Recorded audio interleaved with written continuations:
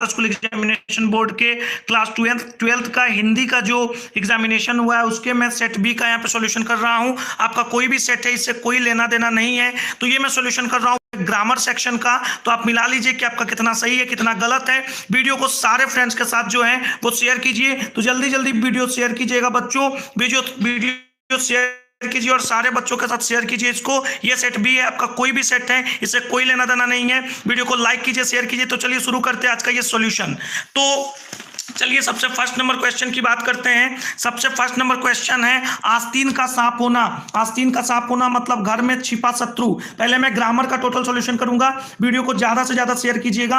आस्तीन का सांप होना यानी कि घर में छिपा शत्रु होना। तो चलिए इसको कंटिन्यू करते हैं। आस्तीन का सांप होना, घर में छिपा शत्रु होना, ऑप्शन नंबर डी। चलिए आगे बढ़ते हैं। हाथ का मैल होना, हाथ का मैल होना तुच्छ होना, यानी ऑप्शन नंबर बी इसका राइट आंसर होगा। चलिए आगे बढ़ते हैं क्वेश्चन नंबर 3 की ओर। माथा ठनकना, माथा ठनकना यानी कि आशंका होना, ऑप्शन नंबर सी इसका राइट आंसर होगा। सारे ग्रुप्स में शेयर कीजिएगा। ग्रामर के एक एक क्वेश्चन का मैं सॉल्यूशन करने वाला हूं। आपका कोई भी सेट है, कोई लेना देना नहीं है इससे। चलिए आगे बढ़ते हैं। तूती बोलना, तूती बोलना का मतलब होता है धाक जमाना, ऑप्शन नंबर 20 का राइट आंसर होगा। चलिए आगे बढ़ते हैं। उल्टी गंगा बहना, उल्टी गंगा बहना यानी विपरीत कार्य करना, ऑप्शन नंबर बी। ठीक है, सारे बच्चे यहाँ पे कमेंट करें क्या क्लियरिटी और आवाज क्लियर है। सारे बच्चे कमेंट करेंगे, ज्यादा से ज्यादा शेयर करेंगे। चलिए आगे बढ़ते हैं, आगे बढ़ते हैं क्वेश्चन नंबर 6 की ओर। रसोई घर में कौन सा समास है? रसोई घर में अव्ययी भाव समास है, ऑप्शन रसोई घर में तत्पुरुष समास है, option number A right answer. चलिए चंद्रशेखर में कौन सा समास है? चंद्रशेखर में समास है बहुब्रीहि, ऑप्शन नंबर ए इसका राइट आंसर होगा। चलिए आगे बढ़ते हैं।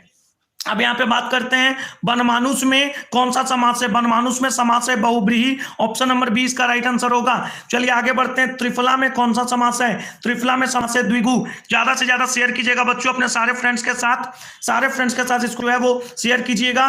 चलिए और सारे व्हाट्सएप ग्रुप में और सारे पेजेस पे शेयर कीजिएगा। सारे ग्रामर क्वेश्चन का मैं सोल्यूशन लेके आया हूँ। धीरे धीरे शब्द में कौन सा समास है? धीरे धीरे शब्द में समास है द्वंद्व। चलिए आलस शब्द का विशेषण क्या है? आलस शब्द का विशेषण है आलसी। चलिए आगे बढ़ते हैं क्वेश्चन नंबर 12 की ओर। 1 सेकेंड। ओके, क्वेश्चन नंबर 12 है अधपका शब्द में कौन सा उपसर्ग है? अधपका शब्द में जो उपसर्ग है वो है अध। चलिए आगे बढ़ते हैं। सपरिवार में कौन सा उपसर्ग है? सपरिवार में उपसर्ग है श। चलिए अंकुरित शब्द में कौन सा प्रत्यय है? अंकुरित शब्द में जो प्रत्यय है वो है इत, option number C right answer. महिमा में कौन सा प्रत्यय है? महिमा में जो प्रत्यय है वो है इमा, 15 का ऑप्शन नंबर सी। अब देखिए आनंदमय, आनंदमय में कौन सा समास है? आनंदमय में समास है तत्पुरुष समास। चलिए आगे बढ़ते हैं नेक्स्ट क्वेश्चन की ओर।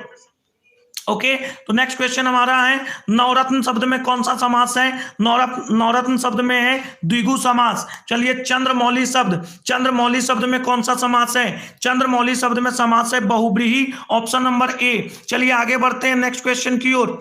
ओके, नेक्स्ट क्वेश्चन की ओर बढ़ते हैं। क्वेश्चन नंबर 19 की ओर। क्वेश्चन नंबर 19 है आकाश पाताल एक करना। इस मुहावरा का अर्थ क्या है? आकाश पाताल एक करना, इस मुहावरे का अर्थ है कठिन परिश्रम करना, option number D is right answer. चलिए आगे बढ़ते हैं। मुट्ठी में करना, मुट्ठी करना मुहावरे का अर्थ है बस में करना, ऑप्शन नंबर सी इसका राइट आंसर है। ज्यादा से ज्यादा शेयर कीजिएगा। अब चलिए क्वेश्चन नंबर 20 तक का ग्रामर हो गया। अब आगे का ग्रामर देख लेते हैं। 1 सेकेंड। आगे का ग्रामर है ईमानदार शब्द का विलोम। ईमानदार शब्द का विलोम है बेईमान। चलिए आगे बढ़ते हैं। आवरण शब्द का विलोम, आवरण शब्द का विलोम है अनावरण। उच्च शब्द का विलोम क्या है? उच्च शब्द का विलोम है नीच। कठोर का विलोम है कोमल, 30 का ऑप्शन नंबर डी। चलिए आगे बढ़ते हैं ग्रामर पोर्शन की ओर। अब देखिए यहाँ ग्रामर पोर्शन है कृष्ण शब्द का विलोम कौन सा है? कृष्ण का विलोम होता है शुक्ल। ठीक है, ऑप्शन नंबर डी इसका राइट आंसर है। चलिए नेक्स्ट ग्रामर क्वेश्चंस को देखते हैं। ओके, स्तुति, स्तुति शब्द का विलोम कौन सा है? स्तुति शब्द का विलोम है निंदा, ऑप्शन नंबर ए इसका राइट आंसर होगा। चलिए संध्या शब्द का विलोम कौन सा है? संध्या शब्द का विलोम है प्रातः, ऑप्शन नंबर ए। ज्यादा से ज्यादा शेयर कीजिएगा। सारे ग्रामर का मैं यहाँ पे सॉल्यूशन आप लोग के लिए लेके आया हूं। दूषित शब्द का विलोम है, दूषित शब्द का विलोम है स्वच्छ, ऑप्शन नंबर सी। फिर आइए शेष शब्द का विलोम कौन सा है? शेष शब्द का विलोम है अशेष। अब देखिए गोद में रहने वाले को क्या कहते हैं, गोद में रहने वाले को बोला जाता है अंकस्थ। आगे आइए, गुरु के समीप रहने वाला क्या कहलाता है, गुरु के समीप रहने वाला कहलाता है अंतेवासी। चलिए जिसका खंडन ना किया जा सके, जिसका खंडन ना किया जा सके अखंडनीय। चलिए आगे बढ़ते हैं, जिसका जन्म पहले हुआ हो यानी कि बड़ा भाई, बड़ा भाई को अग्रज बोला जाता है। चलिए नेक्स्ट, जिसके बिना काम ना चल सके, जिसके बिना काम ना चल सके अनिवार्य या आवश्यक, जो खाने योग्य हो, जो खाने योग्य हो उसको खाद्य बोलते हैं। चलिए आगे बढ़ते हैं, अनल शब्द का पर्यायवाची है, अनल शब्द पर्यायवाची है आग का। आयुष्मान शब्द का पर्यायवाची है चिरंजीवी। झंझट शब्द का पर्यायवाची है, झंझट शब्द का पर्यायवाची है बवाल। डरावना शब्द का पर्यायवाची है भयानक, ऑप्शन नंबर डी। चलिए आगे बढ़ते हैं, ग्रामर पोर्शन की ओर चलते हैं, हर एक ग्रामर को जो है वो कंप्लीट करते हैं। अब देखिए यहाँ पे देखिए 71, रक्षक शब्द में कौन सा प्रत्यय है, रक्षक शब्द में प्रत्यय है। परलोक शब्द में कौन सा उपसर्ग है, परलोक शब्द में उपसर्ग है पर। आगे बढ़ते हैं, अज्ञान शब्द में कौन सा उपसर्ग है, अज्ञान शब्द में उपसर्ग है अ, ऑप्शन नंबर सी। चलिए नकलची में कौन सा प्रत्यय है, नकलची में प्रत्यय है ची, ऑप्शन नंबर डी। यशोदा का संधि विच्छेद यशा जोड़ दा। संसार शब्द का संधि विच्छेद सम जोड़ सार, 76 का ऑप्शन नंबर ए। चलिए आगे बढ़ते हैं, आगे बढ़ते हैं क्वेश्चन नंबर 77 की ओर। पवन शब्द का संधि विच्छेद, पवन शब्द का संधि विच्छेद है पो जोड़न, ऑप्शन नंबर ए। उद्योग का संधि विच्छेद उद जोड़ योग। चलिए कुहासा में कौन सा, कुहासा कैसा शब्द है, कुहासा एक पुल्लिंग शब्द है। चलिए घी जो शब्द है वो कैसा है, तो घी भी एक पुल्लिंग शब्द है, ऑप्शन नंबर बी। चलिए आगे बढ़ते हैं, 80 का यहाँ पे हो चुका है। अब चलिए आगे का ग्रामर पोर्शन देखते हैं, ठीक है। आगे का ग्रामर पोर्शन यहाँ है, यात्रा शब्द, यात्रा शब्द जो है वो कैसा शब्द है, तो यात्रा स्त्रीलिंग शब्द है, ठीक है। चलिए आगे बढ़ते हैं, चमक, चमक भी एक स्त्रीलिंग शब्द है, ऑप्शन नंबर। अब चलिए आगे बढ़ते हैं, संधि के कितने भेद हैं, संधि के 3 भेद हैं, ऑप्शन नंबर सी। पुराण शब्द का विशेषण, पुराण शब्द का विशेषण पौराणिक, ठीक है। चलिए आगे बढ़ते हैं, भीड़ कैसा संज्ञा है, भीड़ है समूहवाचक संज्ञा। ग्राम का विशेषण, ग्राम का विशेषण ग्रामिक।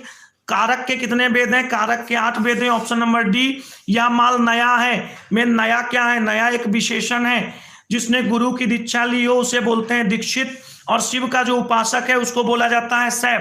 तो यहाँ पे जितना भी ग्रामर पूछा गया था सबका मैंने सॉल्यूशन कर दिया है, सही सही एकदम सही। और आपको बुक का सॉल्यूशन भी जल्द से जल्द हमारे चैनल पे प्रोवाइड किया जा रहा है। साथ ही 2 मार्क्स के मैथमेटिक्स का क्वेश्चन और मैथमेटिक्स का लॉन्ग क्वेश्चन भी मैं करूंगा, तो सारे बच्चे इसको मिला लीजिए, सारे ग्रुप्स में शेयर कीजिए। मैं बुक पोर्शन का सॉल्यूशन जल्द से जल्द कर रहा हूं, इसको शेयर कीजिएगा, लाइक कीजिएगा, हमारे चैनल को सब्सक्राइब कीजिएगा।